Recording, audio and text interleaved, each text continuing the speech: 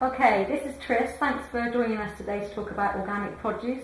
Tris is a friend of mine and also a vegetarian who eats mainly raw food. So Tris and I have hundreds of conversations about food, and we don't agree on everything. Nutrition is a growing subject, as you know, and so Tris and I don't always agree. I eat meat, Tris doesn't. So why do you recommend that clients eat a vegetarian food versus organic food rather than non-organic food? Well, the main difference is with organic food, there isn't obviously the pesticides, all the herbicides, all the chemicals which are just going to add so much stress to your body and add so much toxicity that in terms of recovery, in terms of your nervous system, your endocrine glands, everything, nothing's going to be functioning in a way where it's natural, and it's just going to add extra stress to your body. And we don't even know the extent of that, if you know what I mean. So we're just getting into a whole world of, shakiness, getting into non-organic, chemical-ridden foods. So yeah, eating organic is just what our grandparents used to call food, Yeah, I would say to our clients to try and eat as our ancestors ate, eat in season, local produce and things like this. So what's your answer to somebody who says, oh my gosh, I can't afford to eat organic food? Well, I mean, it's if you know where to go and you plan your meals, you can source amazing produce basically. If you buy in bulk as well, so if you know what you're going to eat for the week, you buy a sack of potatoes and some salads and some bananas, and you know what you're going to eat, you can buy wholesale. If that's a little bit too much, if you're thinking I don't need a whole box of bananas, I think I just don't think it has to be that much. It just has to cost that much, I think there are places you can go. I also think, from my point of view, I would rather eat organic food and less food. So we've got a very different approach to sourcing organic veg. And anybody in Bristol who wants organic food, this is the guy you need to see. Really reasonable, good quality food. I've been using Tris for about 2 or 3 years. Chia in St Philip's. So any details, please contact me or Tris West. Yeah. And the other thing is when you eat organic food, as you said, basically you don't need to eat as much because it is more nutrient rich, so you can eat less food and kind of have the same effects of eating a large meal. So a lot of people will be ending up eating so many calories, but they're all empty and void of minerals and all the phytonutrients that we need, that we end up eating and spending a lot more money. Yeah, I think you're right actually, because we've got people who just go to a local store, and I keep thinking, oh, it all looks nice, the colours look good, but it stays in the fridge for 3 weeks, doesn't go off because it's covered in all sorts of nonsense. And I do worry about the actual, because things are farmed in such a mass, it does make you get concerned about the nutrients involved and contained in those items. So like you said, less is more sometimes. Well, that's the thing. I mean, it isn't less. I mean, it might seem it, but we sell a product called marine phytoplankton, which is a block about this size, which has probably more nutrition than 30 veg boxes. So in terms of the quality of what we're eating, there are things we can eat which, it's got so much nutrition in. So what would you do with that, for example? Talk us through that. Well, that's kind of like an algae, but like spirulina or chlorella. Right. Have you tried those? Yes. So, algae take the sunlight, and they're one of the first things on the planet which will actually turn light into physical matter and food, and it's full spectrum nutrition. So if you start doing chlorella and you alkalinize your body with these things, you get all the nutrients you could get from eating. Probably you'd have to eat so much food that's all a beige colour, that's all just missing food, Well, I think I'll have some of that next week. It's going to make you stronger and fitter. I want some. I think that's really interesting though, because what a big excuse a lot of people say is that organic produce is going to be more expensive. Yeah. And you're kind of saying the opposite there. Yeah, I mean, when you kind of get into the mineral content of these foods and it's grown really well, especially if you're buying things which are locally grown and you can see these carrots that come out and they're just glowing and you eat this. As I was saying, you just don't need to eat as much, and it does nourish your body, and your appetite is much more, stable and stuff. So, in terms of spending money, I think it does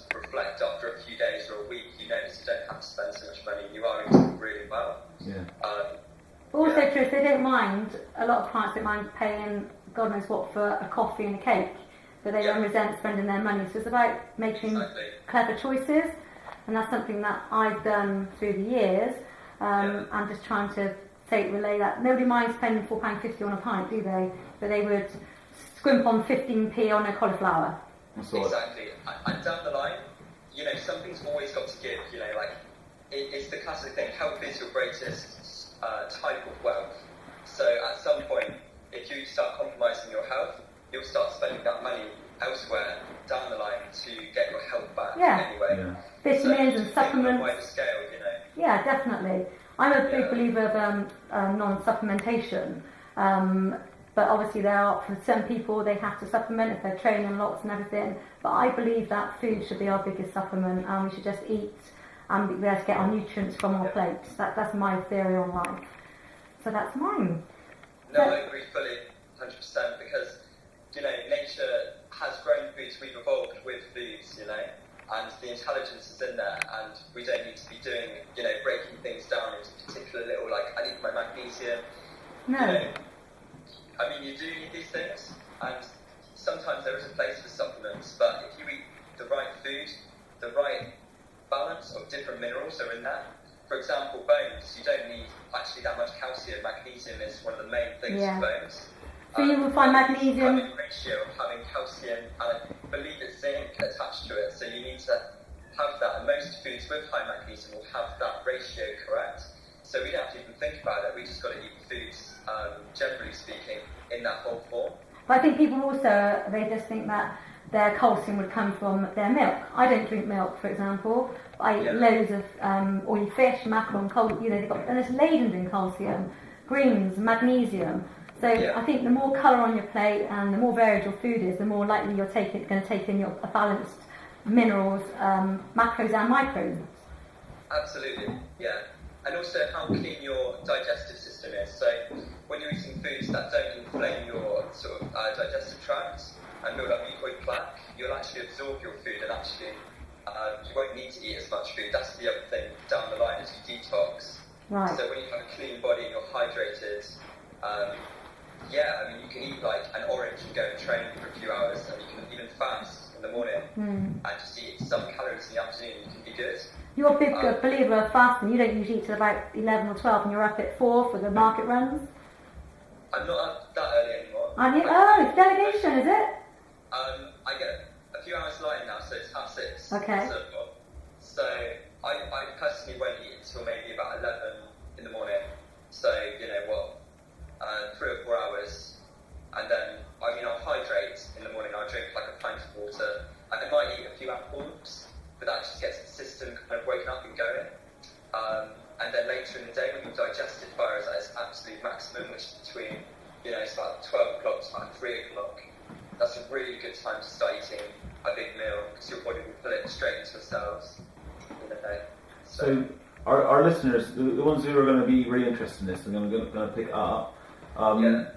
You said about filling your body, our body's kind of filled with toxins, and you're going on about detoxing just a second ago. If they were to go onto organic diet, how long would it take for those toxins to leave their body? Oh well, that's really context specific, but generally speaking, you could spend a decade detoxing, going to the absolute depths, and cleaning up even on a genetic level the damage that's done. You can see it in iridology in your iris. If you spend years detoxing, the colour in your eyes, which is a holographic representation of your body, will actually start shifting and changing. But generally speaking, most people can go to a much greater level in just a few months, I would say, of eating clean. So cutting out inflammatory, acid-forming foods, being much more hydrated, and eating much more stringent fruits and things like this. Can I stop you there? Sorry, can I talk more about, because a lot of people won't even know what their alkaline diets. Sure. We've studied. But so can you explain to us, in your opinion, what would be a good alkaline diet? Okay, so an alkaline diet is basically foods which remove acid from the body. So that's not necessarily alkaline foods on the outside. So even lemons, apples, oranges, which are acid on the outside, they will actually clean the body of acids as well, and they'll have an alkalizing effect on the body. So, generally speaking, ripe fruits, greens are incredibly alkalizing for the system. And then it's not just what you put in, it's like what you're not putting in. So, grains, acid forming, full of mycotoxins. If you're going to have them, have ones which are less hybrid, like the black rice, the black quinoa, even quinoa, just as it is, that's great as well.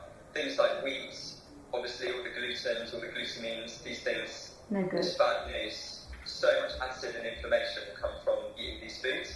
The biggest one is milk and dairy, especially pasteurised. And meat. Massive coagulation of your lymphatic system eating these foods, which is acid getting stored in your body. So cutting out, if you can, or upgrading. That's a nice way, upgrading, I like that. Exactly. It doesn't have to be a diet of deprivation at all. No. It's about replacing and upgrading. So you're not feeling like in lack, Yeah. So it's finding the tools that you can switch with. So when people are basing their pH levels are quite high, so they're quite acidic, from my understanding that's really hard, because we're dealing with a lot of clients who want to lose body fat. So how do you think that correlates, high an acid diet to weight management? Well, basically, if you eat acid foods, you get water retention in your body as well, which actually most, fats in the body is actually just from salt and excess water being stored in there, and inflammation as well. So, especially if you start fasting in the mornings and you remove the acid foods, you can get incredible weight loss. And I also believe that health should be the focus, because when you focus on health, the symptom of that is weight loss as well, in most cases. So just getting the nutrients, the oxygen, the water into the body, into the cells, the body will not hold on to anything it doesn't need to, and it will basically, anything that's not quality tissue will come off. Right, brilliant. Slowly but surely, but health is the focus, in my opinion. I think that should be the way. Okay, so our programme is split into 3 phases, and in phase 3 we're going to look at raw foods and having raw days. I've done them, as you know, but what percentage of your life at the moment is eating raw? In the winter, not so much, because it's freezing. I wouldn't even say it's a very healthy thing to do in the winter, because if you're eating raw food in the winter and you're cold, it's very hard to stay warm the whole time. If you are staying warm, personally, I try and eat maybe 50% at least in the winter raw food.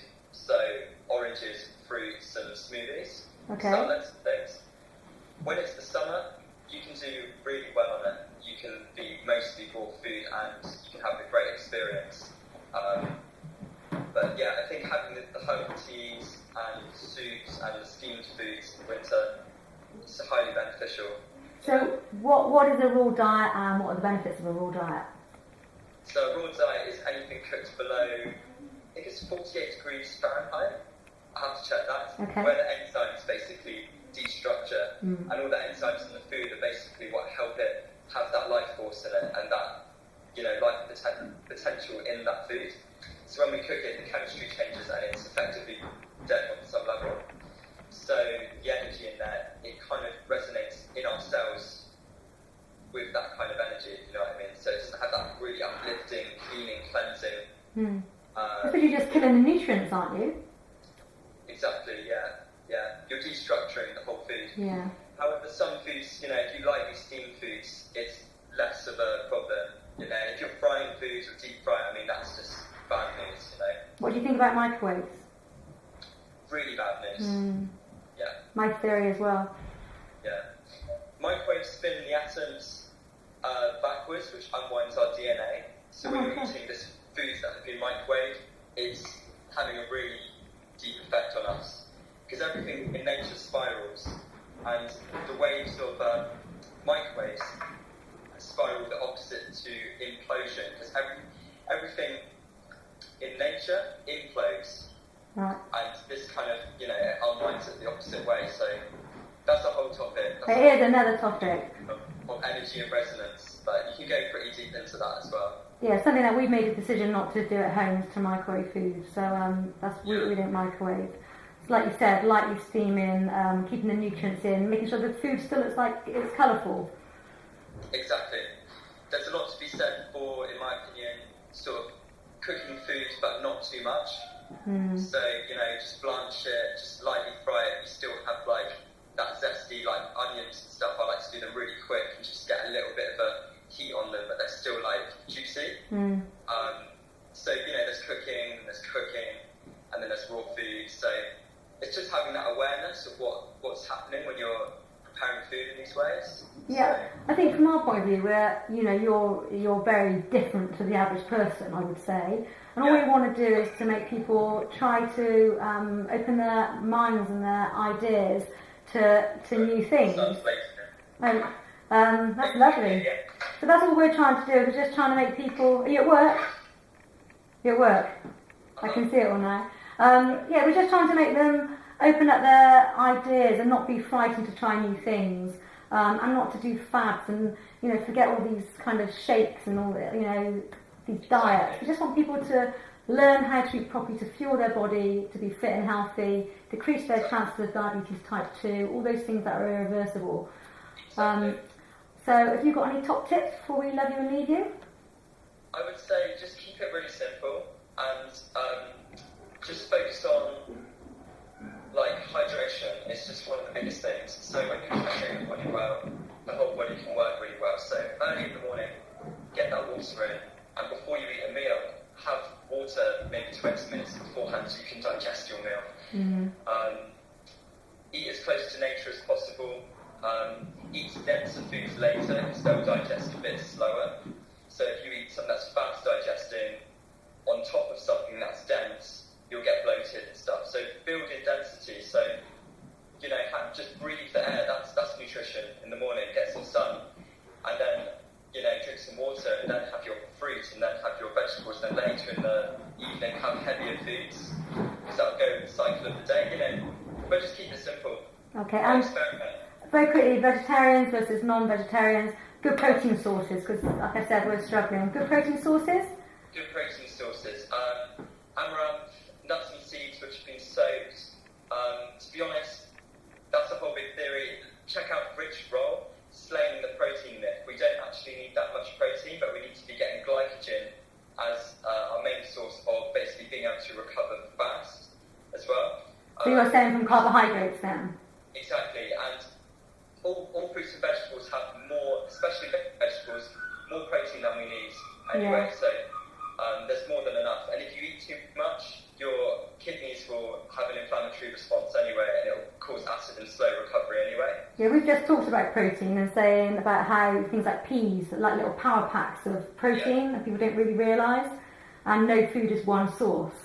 So, but also we're trying to advocate that they don't eat too much carbohydrates, so they only refuel their glycogen after they've, especially if they're sedentary, so they're replacing their glycogen after they've trained or they've been active.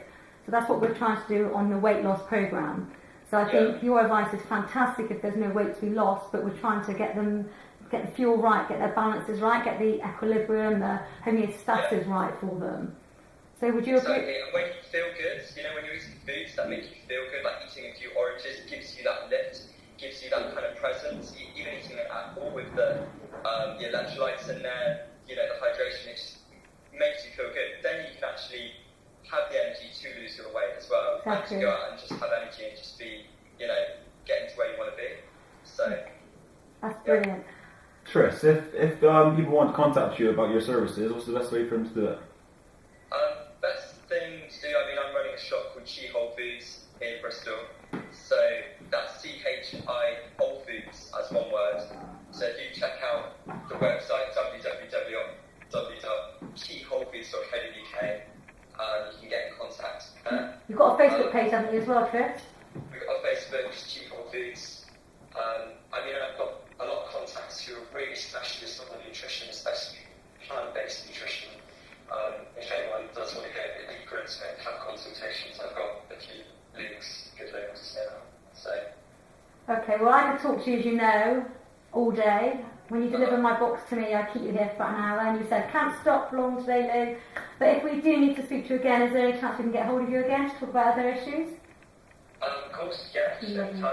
Oh, that's If wonderful. you transfer everybody that's happens 24 hours sleep, so probably not to the bike, most likely I should be better. No, you're looking amazing as ever. Nice pink cheeks. Yeah, that's the sun. Lovely. Well, we're gonna switch off the video now. Thank you very much. Just stay with me so I can just say goodbye to you. But thank you very much. And I would really, really recommend this guy for any advice you need on organic food. Thank you, Tris. Thank you. Cool, thank you.